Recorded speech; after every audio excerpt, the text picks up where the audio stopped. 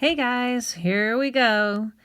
Day 16 of homeschooling. All right, what you'll see here is just the assignment that most of you, turned in. Okay? Since this should be fresh in your head, I just want to introduce the next concept. As a quick review, they wanted to improve the emissions compliance. Before it was 70%, they did this new program. And then after the new program, that sample increased to 75%. But what we ended up doing is concluding that 75% is close to 70%, plus we had a small sample size.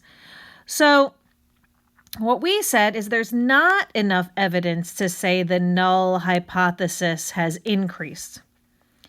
Now, this was only based on 126 cars in Mississippi, right? So the 126 cars led us to believe that it did not. There's not enough evidence that the emissions compliance improved. Now, just based on our sample, just based on our small sample, we came up with this conclusion. But our sample could have led us to an incorrect conclusion. Okay? It wouldn't be our fault. Remember, sampling variability. Sometimes you end up with an unusually high or an unusually low sample. It's rare, but it can happen. So,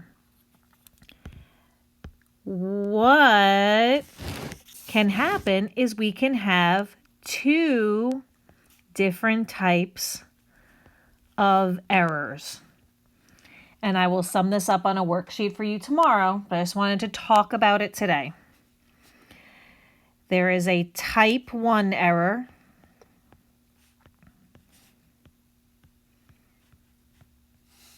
And, wait for it, a type 2 error. Creative, huh? So, I'm going to start with the type 2 just because that is what could have happened here. Here, we failed to reject the null hypothesis. But maybe we just got a, unusual sample, and maybe we should have rejected it. So a type 2 error is when you fail to reject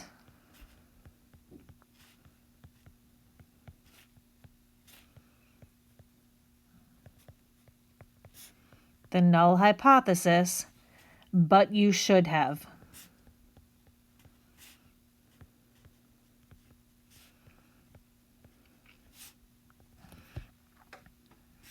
So to put that differently, right? The null hypothesis was wrong, but you didn't reject it.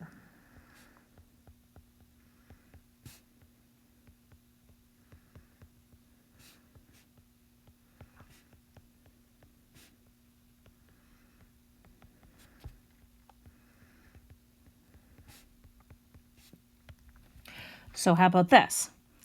Anytime you fail to reject a hypothesis, there's a chance you made a type 2 error. Okay? So, that leads us to, when can we make a type 1 error? Well, it's the opposite. It's when you reject the null hypothesis, so you think the null hypothesis is wrong, but it's not. So it's when you reject the null hypothesis, but you shouldn't have.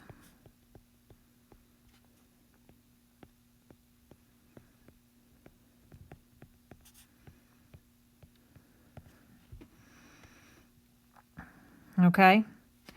So the null hypothesis is true, but you rejected it.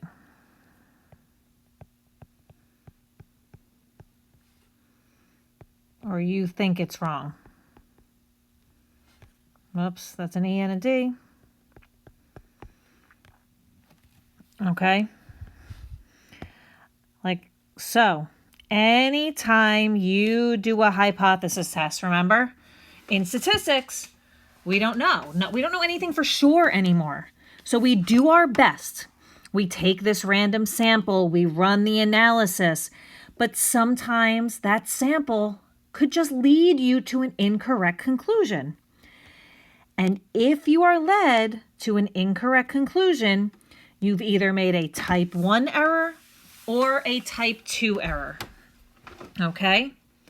Try to wrap your head around that, and we'll do some practice with it tomorrow. Okay? So today, make sure you go over that weekly assignment, see any mistakes you made. If you didn't turn in the weekly assignment, you can do it now, even though the answers are posted. You'll just get half credit. Yeah. All right, well, chances are if you didn't do that, you're not